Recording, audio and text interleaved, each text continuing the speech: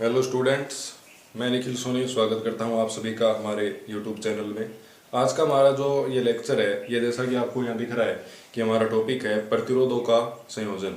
तो इस वीडियो में मैं बात करूंगा प्रतिरोधों के दो प्रकार के संयोजन है। देन मैं आपको बताऊंगा कि जो सबसे पहला टॉपिक है वो होता है श्रेणी क्रम संयोजन।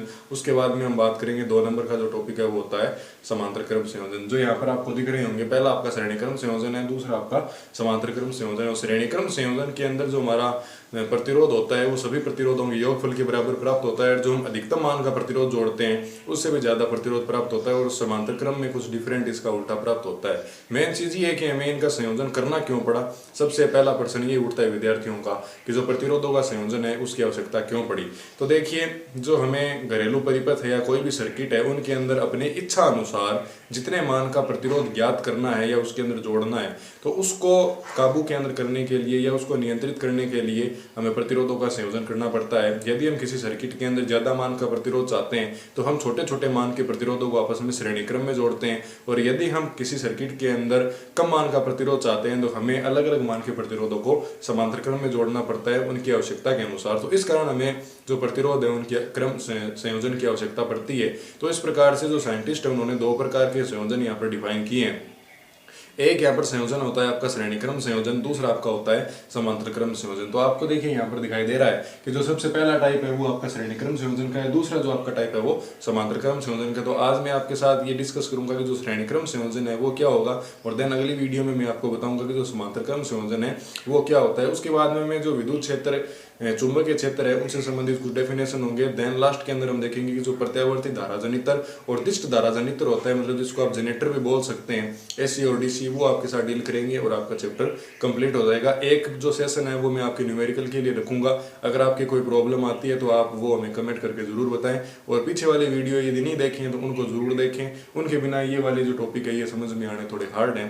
तो चलिए स्टार्ट करते हैं। सबसे पहला हमारी जो हेडिंग है आपकी, आप यहाँ पर देख पा रहे हैं कि जो सबसे पहले हमारा टॉपिक है वो है श्रेणी क्रम संयोजन। आपको डायग्राम भी यहाँ पर दिख रहा है कि जो श्रेणी क्रम संयोजन है उसका डायग्राम किस प्रकार होता है। तो देखिए, जब आप इस डायग्राम को यहाँ से ध्यान से देखेंगे तो आपको यह दिख रहा है कि जो 3 प्रतिरोध है वो एक सीरीज के अंदर जुड़े हुए हैं। ये जो तीनों के तीनों प्रतिरोध है, ये वाले तीनों के तीनों प्रतिरोध ये एक सीरीज के अंदर जुड़े हुए हैं, और नीचे इनके बैटरी है, कुंजी है, इलेक्ट्रिक करंट फ्लो हो रहा है। तो आप क्या कह सकते हैं कि यदि हम प्रतिरोधों को एक पंक्ति के अंदर जोड़ देते हैं, इस प्रकार के संयोजन को हम क्या कहते हैं, श्रेणी क्रम संयोजन कहते हैं। देखिए, मैं यहाँ पर डायग्राम ड्रॉ कर लेता हूँ अपना, जिससे आपको बेटर समझ में आएगा।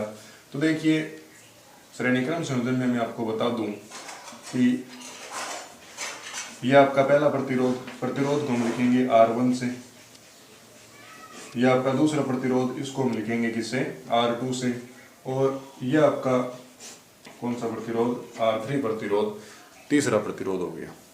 और इसके नीचे मैं एक जोड़ देता हूं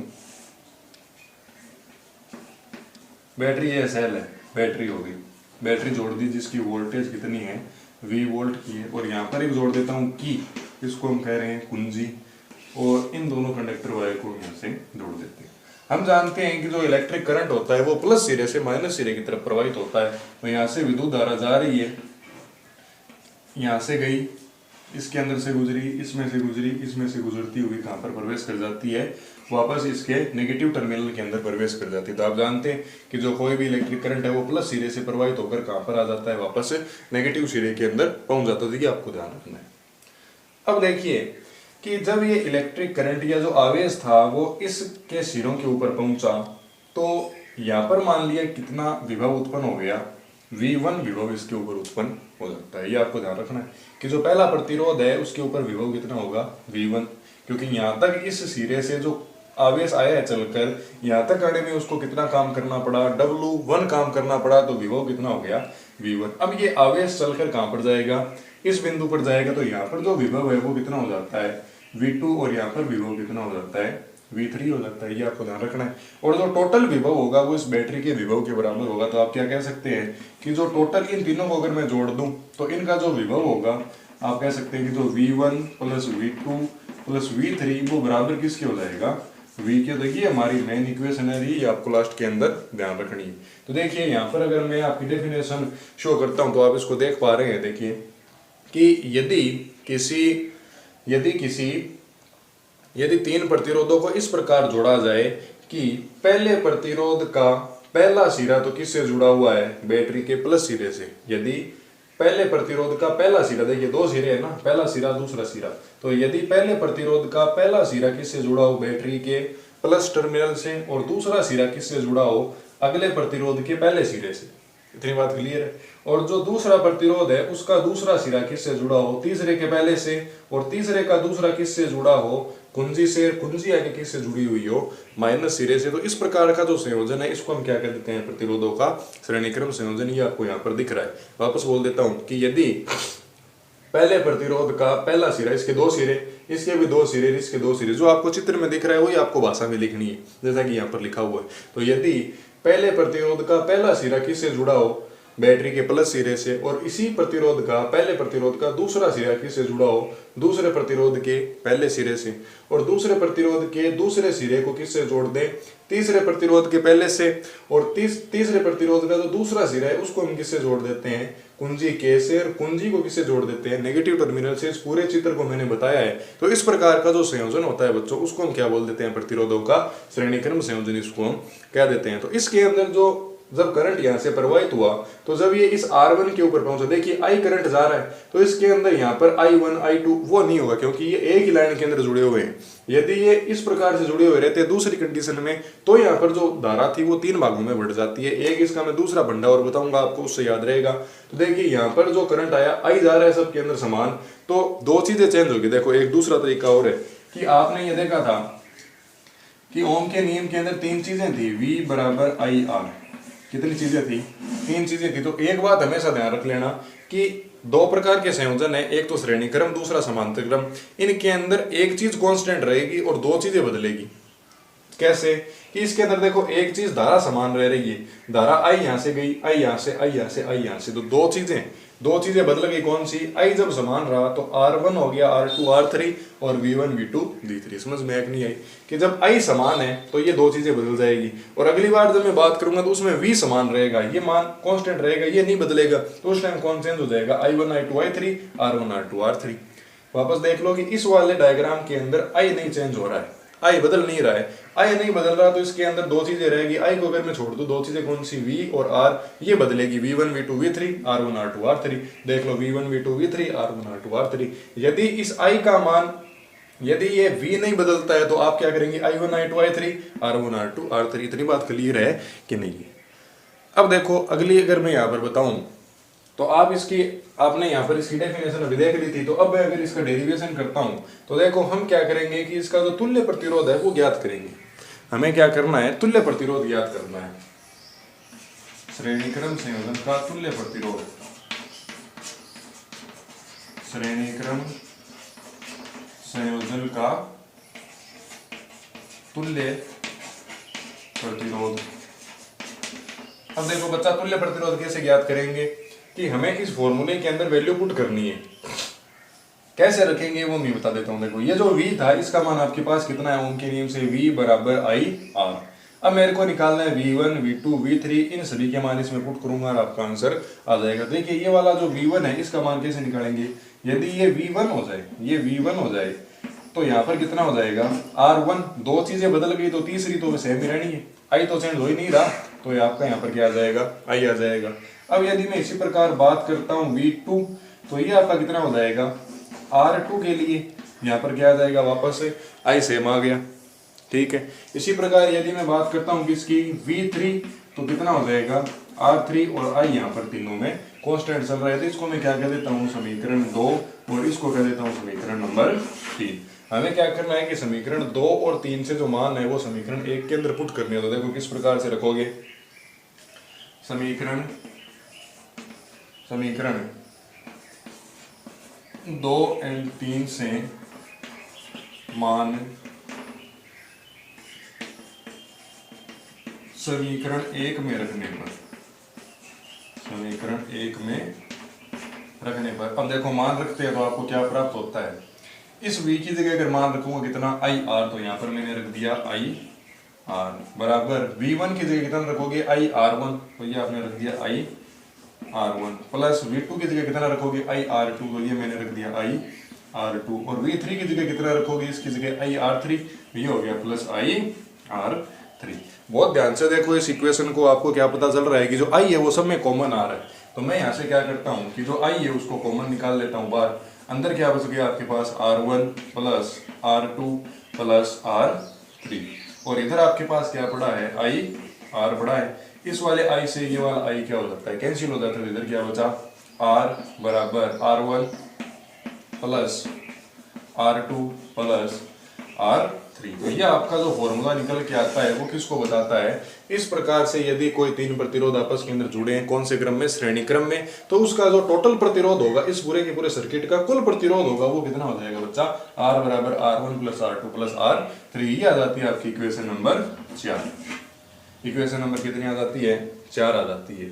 तो इसको आप क्या कह सकते हैं कि समीकरण 4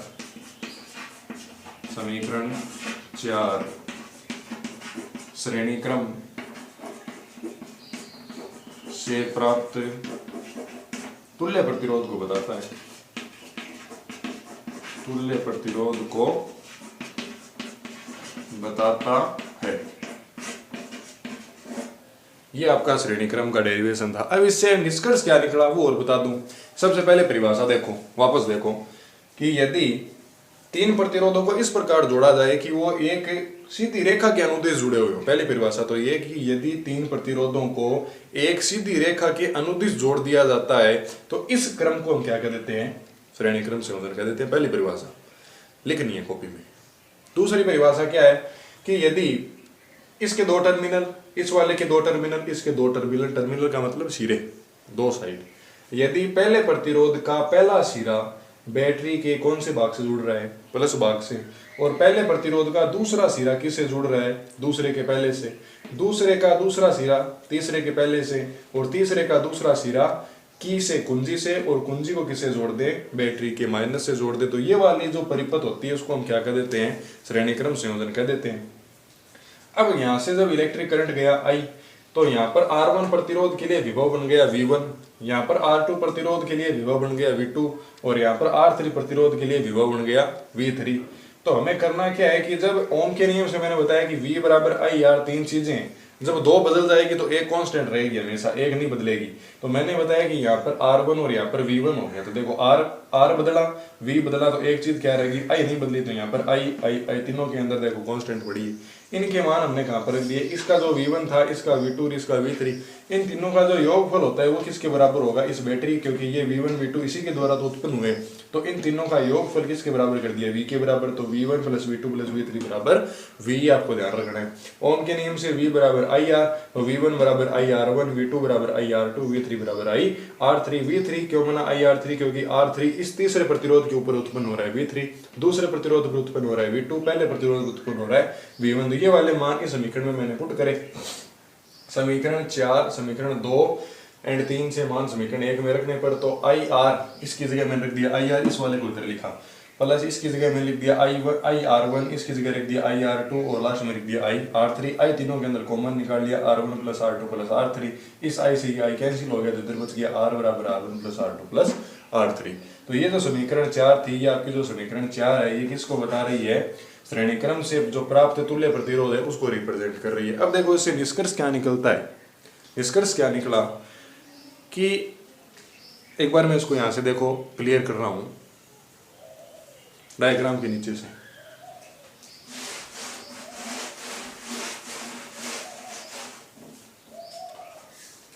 इसको यदि हम देखें अब कि इससे निष्कर्ष क्या निकला, तो आप मान लो कि ये जो R1 है ये कितने ओम का प्रतिरोध है, 1 ओम का प्रतिरोध है। ये कितने ओम का प्रतिरोध है, 2 ओम का प्रतिरोध है। ये कितने ओम का प्रतिरोध है, 3 ओम का प्रतिरोध है। अब आपसे कह दे कि हमने 3 प्रतिरोधों को इस प्रकार से जोड़ा है, तो ये जो पूरा का पूरा सर्किट है इसका प्रतिरोध बताओ कितना होगा। तो आप क्या करोगे कि जो टोटल R होगा, जिसको आप क्या लिखेंगे, R कुल लिख सकते हैं, या इसको क्या लिखते हैं, RS भी लिखते हैं। S का मतलब सीरीज। जब इन प्रतिरोधों को सीरीज के अंदर जोड़ा है, श्रेणी के अंदर, तो प्रतिरोध कितना होगा। तो RS मैंने क्या सिखाया कि इन तीनों को जोड़ दो आपस में, 1 प्लस 2 प्लस 3। तो मैंने क्या कर दिया, 1 ओम प्लस 2 ओम प्लस कितना कर दिया, 3 ओम। तो मैंने टोटल RS कितना पाया, 3 2 5 और 1 6 ओम मेरे पास प्राप्त हो गया। अब देखो निष्कर्ष क्या निकलता है। एक परिभाषा और यहाँ से आएगी कि मैंने अधिकतम मान का प्रतिरोध कितना जोड़ा था, 3 ओम का जोड़ा था, इससे ज्यादा तो मैंने जोड़ा ही नहीं। लेकिन इसका जब मैंने श्रेणीक्रम संयोजन किया तो मेरे को जो परिणामी प्रतिरोध प्राप्त हुआ वो इस 3 से भी ज्यादा प्राप्त हो गया। कितना प्राप्त हुआ? 6 प्राप्त हुआ।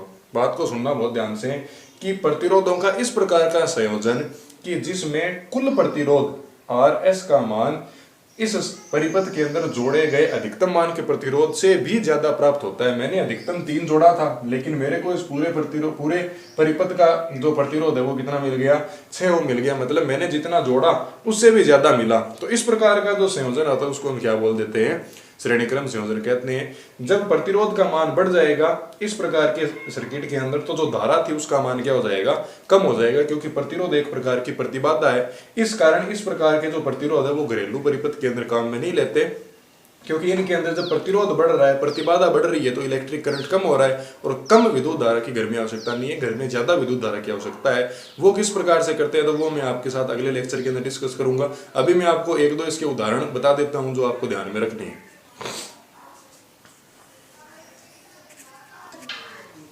देखिए यहाँ पर आपको एक न्यूमेरिकल दिख रहा है जिसमें बताया गया 3 प्रतिरोध है, 3 ओम, 4 ओम, 5 ओम, 6 वोल्ट की बैटरी के साथ जुड़े हुए हैं और ये कुंजी। तो हमें यहाँ से पता चल रहा है कि ये श्रेणी क्रम के अंदर जुड़े हुए हैं। ये कौन से क्रम के अंदर जुड़े हुए हैं? सबसे पहला तो ये किस क्रम के अंदर जुड़े हुए हैं? ये श्रेणी क्रम में जुड़े हुए हैं। अब हम अगला प्रश्न देखते हैं। तो हमें सबसे पहला क्या कह रहा है कि तुल्य प्रतिरोध ज्ञात करना है। तो हम यहाँ पे क्या करेंगे? जो तुल्य प्रतिरोध होगा उसका मैंने आपको फॉर्मूला बताया था कि तुल्य प्रतिरोध के लिए हम क्या करते हैं? जितने प्रतिरोध है उन सभी को जोड़ देते हैं। तो हम यहाँ पे लिखेंगे तुल्य प्रतिरोध R बराबर क्या कर देंगे? R1 R2 प्लस का R3। R1 ये रहा, इसकी वैल्यू यहाँ से पुट करिए 3 ओम, 4 ओम और प्लस ये कितना हो गया? 5 ओम। इन सभी को मैंने आपस के अंदर जोड़ा, तो ये मेरे को कितना मिल गया? 12 ओम। तो जो R होगा वो आपको कितना प्राप्त हो जाएगा?